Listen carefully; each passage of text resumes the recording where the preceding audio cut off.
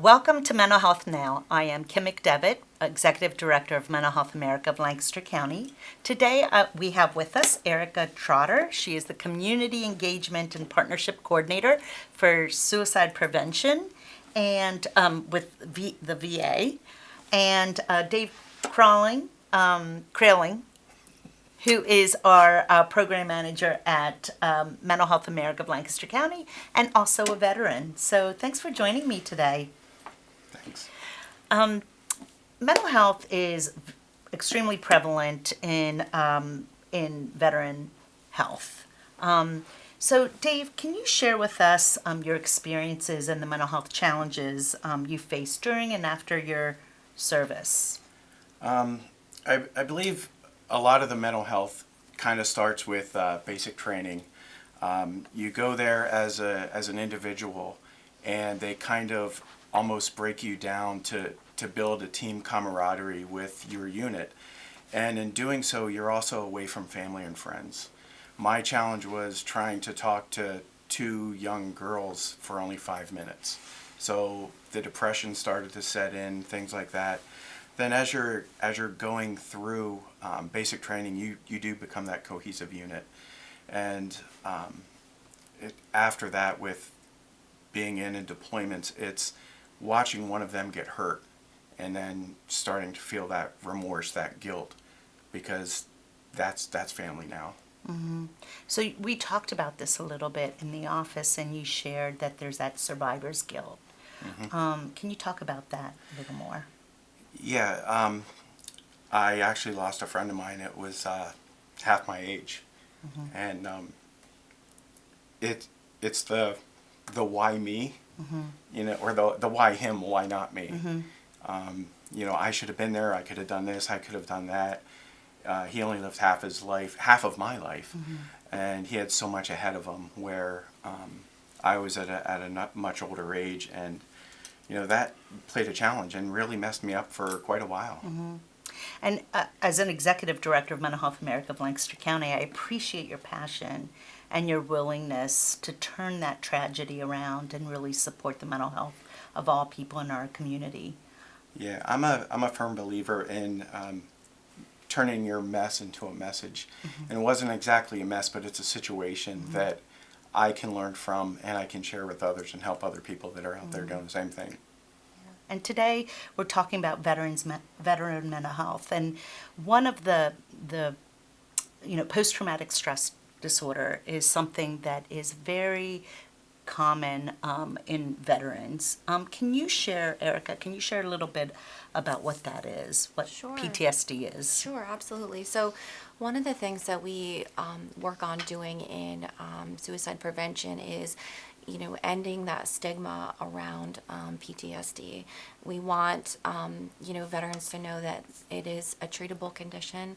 Many people and many veterans live with PTSD, and treatment does help and treatment does work.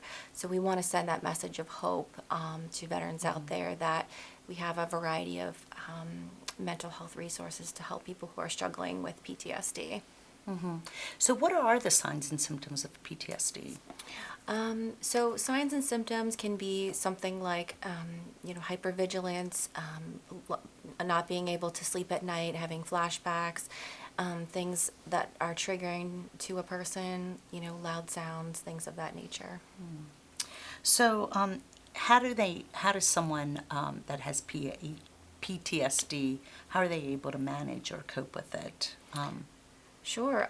We know that there are, risk and protective factors, and some of the protective factors include, having a strong family support system, engaging with mental health therapy, trying medications if that's something that the person is interested in trying, having a mission, having a purpose. Oftentimes people go into the military in a very structured environment with a mission and a goal every day, and sometimes when veterans get out of the military, they're still looking for their mission, right? They're still looking for their purpose every day. So having a pet, spirituality, something to wake up to every day, having employment, these are all protective factors mm-hmm. that help a person to cope with things.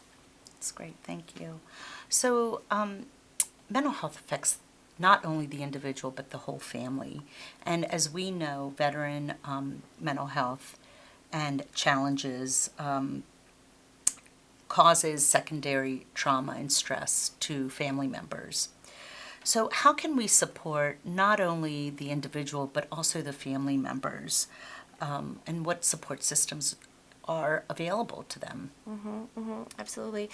When talking from like a suicide prevention perspective, we know that one death by suicide affects approximately 135 surrounding people. So we know it's something that's very impactful around. It affects the family systems. It affects all those involved. So the VA has a variety of support systems for the family members as well. The person can engage in therapy with the spouse. There's caregiver support programs. There's other things to support the veteran family, and then also non-VA resources too, a variety of support systems and therapies that the veteran and the spouse can work on together, and be involved in treatment together. So when I was doing my research for this, one thing that was really very surprising to me was that employment seemed to be a challenge for veterans. And I thought, for someone who serves our country, how can that possibly be? Can you share a little bit more about what the struggles are with employment? And Sure.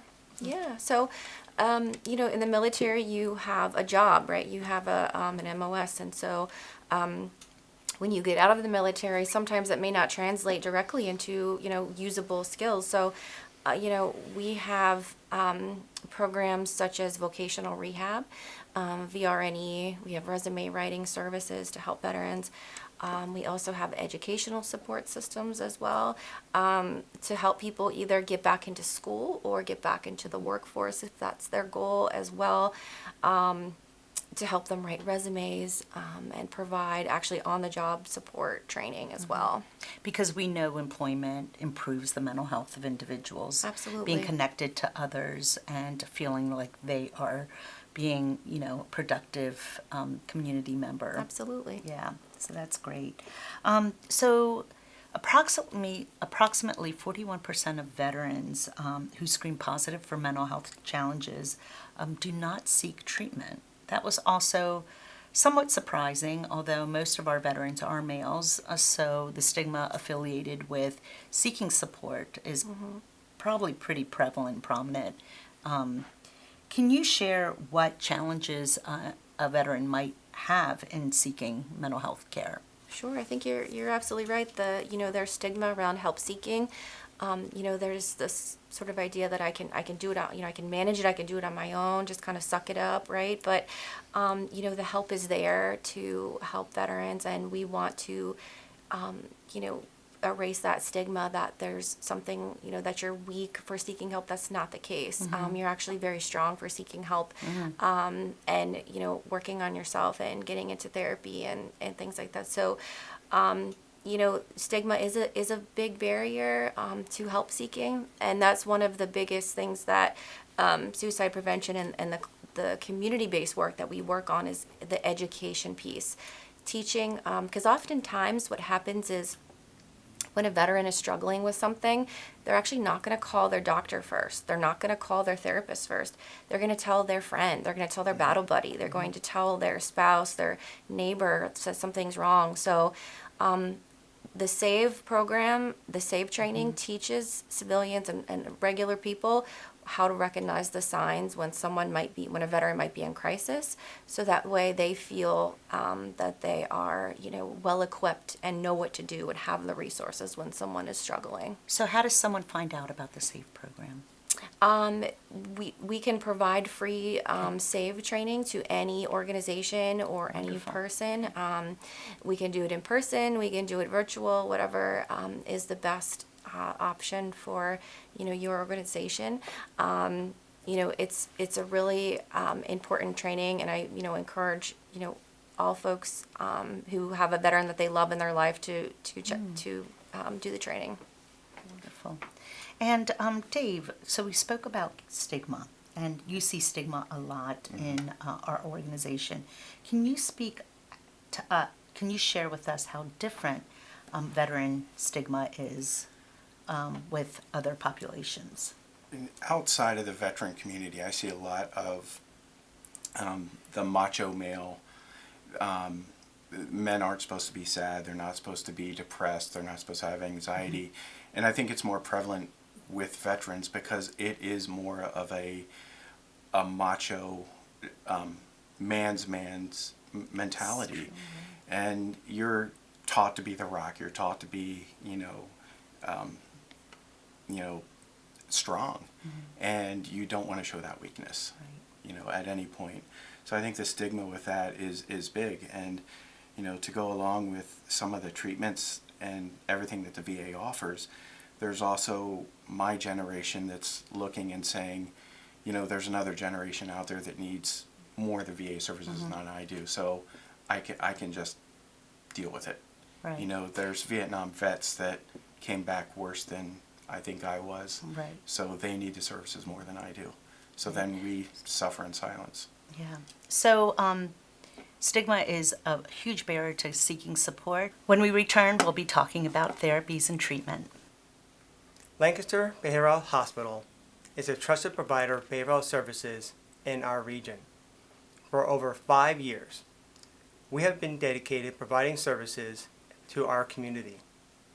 Our talented clinicians are available around the clock to offer no-cost assessments, ensuring help is always within reach. We are also proud to serve our nation's military, both active duty and veterans. For help, don't wait. Call 717-740-4160. Lancaster Behavioral Health Hospital is here for you whenever you need us. Thank you.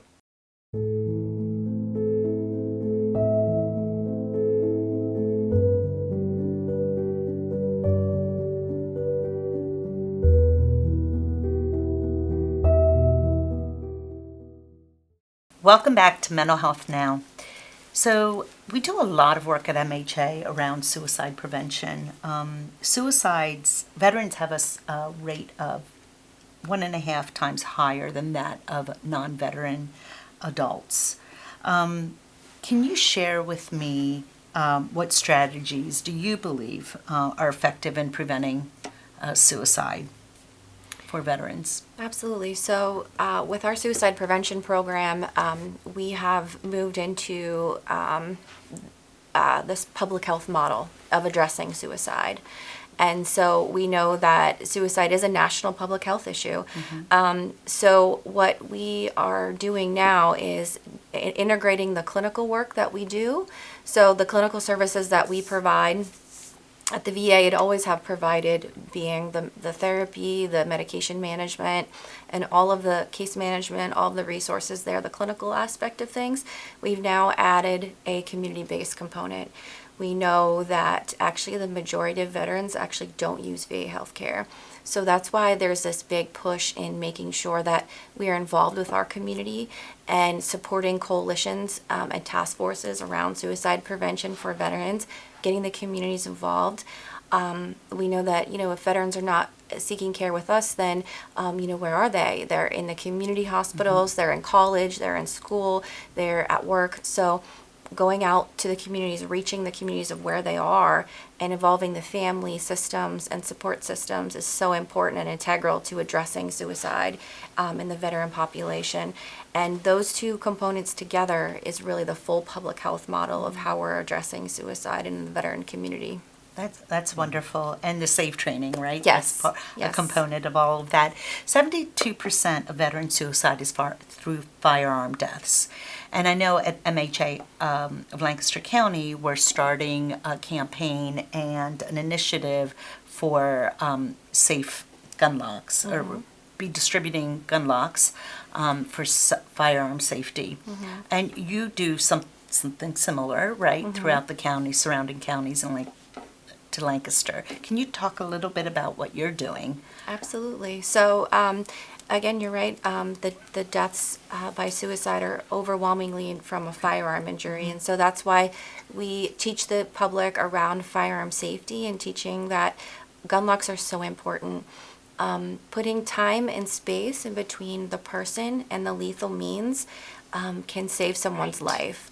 And so when we use gun locks, when we use gun safes, when we if we're really struggling, if we ask a friend to keep keep your guns, or give your spouse the key and tell them to hide it, whatever it takes until you're feeling better, can really save someone's life. And not to mention it's safer in the home for children, because whether you think it or not, your children know where your firearms are. And same thing with elderly folks, if you have elderly parents in the home, as well, keeping medication stored, locked up. Don't keep excess medication in one place is always a good prevention method as well. So people can acquire gun locks from you, the veteran. Yes. At the VA? At the VA, yep. We can send any organization a box. We can mail it directly to you. If you're serving veterans, we will give you free gun locks. If you're a veteran yourself, you can take unlimited gun locks that you need to. We also have other pill boxes that can lock up medications to only receive at certain times if that's something that is needed as well. So we have lots of resources to contact us, and we can give you those. And similarly at MHA of Lancaster County, we will also have gun locks and gun boxes that can be picked up at our office as well. And again, that's in partnership with Penn Medicine. They will also have gun locks. So we're doing a lot of work around that. So, but how about someone who has PTSD, of course? It doesn't lead necessarily into suicide ideation. What are treatments and therapies that are available for someone who's experiencing severe or even non-severe mental health challenges? So at the Lebanon VA, we have the full range of services. We have inpatient care, we have outpatient care, we have specific PTSD therapy and treatment, medication management. We have a 24/7 emergency room should the person need emergency care. I also, want to make mention of 988 as well. So 988 press 1 will connect a veteran directly to a trained responder. To if a veteran's really struggling and needs, talking through something, that's 24/7.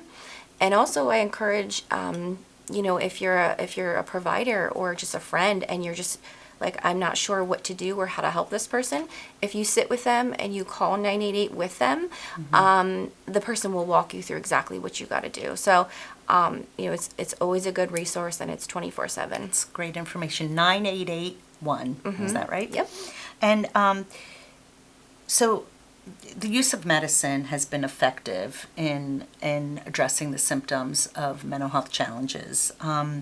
How do you feel about the use of medication, Dave, in managing mental health? And how do people feel when there's so much stigma affiliated with mental health?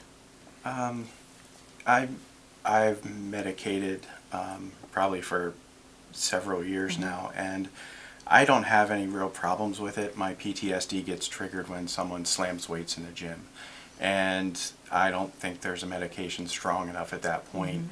And I need to get myself out of there, and I just leave. Medication's a great thing. We have it for a reason. It was provided for us. Medication, therapy, talking to your battle buddy, organizations like Compeer and the Compeer Corps to pair you up with another veteran so you have a battle buddy, someone to talk to that understands you, is a great way to do it. The combination of the three is the best way to do that. Yeah, medication therapy, talk therapy, and then having a peer support. That's very significant. Peer supports, and you have them at the VA as well, that's right? So why peer supports? Why are they so important? I think peer supports are integral part of our healthcare and recovery programs at the VA. A lot of times, veterans want to talk to other veterans who have been through that mental health experience, and they're a really important piece of our treatment team. They have that lived experience that none Absolutely. of us would have, Yes. right? Mhm. And you know you won't be judged on what you say, how you say it, or your experience. And it's, I don't think I've ever talked to another veteran that's triggered me, you know, in the past, but I know that other veterans have talked to people, and it's been triggering sometimes, you know. Can you share with me examples or why it's not triggering talking to another vet? Is it language? I think it's just the knowing that they get it, that they've been there. You know you're not going to be judged. I don't talk much about what happened or what I've been through, but you know, another veteran has been through the same thing. So, you know, there's shop talk that you can talk around, that kind of thing, and they just get it. It's just a lot easier, you know. It's interesting to me too, that the veterans aren't a protective class, right? I mean, they've served our country, they protected us, and yet we don't have a lot of policy around protecting the veteran mental health and veterans in general. What policy changes do you think could improve mental health care or for veterans? I think, you know, as time goes on, you know, we've had the Compact Act expansion, which expands healthcare for veterans. I think, you know, continuing to do those types of things as we go forward, expansions of healthcare, different inclusions to make more veterans eligible for care is so important. I know as a social worker, when, you know, one of the things we do is we try, if a veteran calls and says, you know, I haven't been eligible in the past, can you help me out? You know, we've helped veterans we try every way possible within the law to get them to be eligible for health care, and services as well. So, you know, expansions in healthcare are always a good thing, because when you have access to medical care, medical treatment, and mental health care, it can be, you know, life-changing, really. We have tons of things. We have dental, you know, folks can get their teeth taken care of, their hearing aids, glasses, I mean, surgery, things like that, you know, even in the veteran aging population, we have different residential care and treatment that veterans can be eligible for too. So as you know, as veterans get older and need that level of care, so, you know, expansions in healthcare, definitely. Oh, great. And how can we, as a general public, advocate for mental health, the mental health of veterans? Any ideas? Yeah, I think that being involved in coalitions and task forces helps make our community stronger. So when you think about, you know, our county that we live in, Lebanon County, or wherever you're living, it strengthens that community. It strengthens your neighbors and the people around you. Being involved in these types of coalitions and task forces, they work on things for suicide prevention priority areas to really advocate for veterans and veteran resources. And, you know, it's important, too, for veterans to have a seat at the table. Right, absolutely. I was just going to share that. I think it's important to have veterans at the table so that their voice can be heard from experience, right? So this was a great conversation. I appreciate both of you joining me today. Let's keep the conversation going.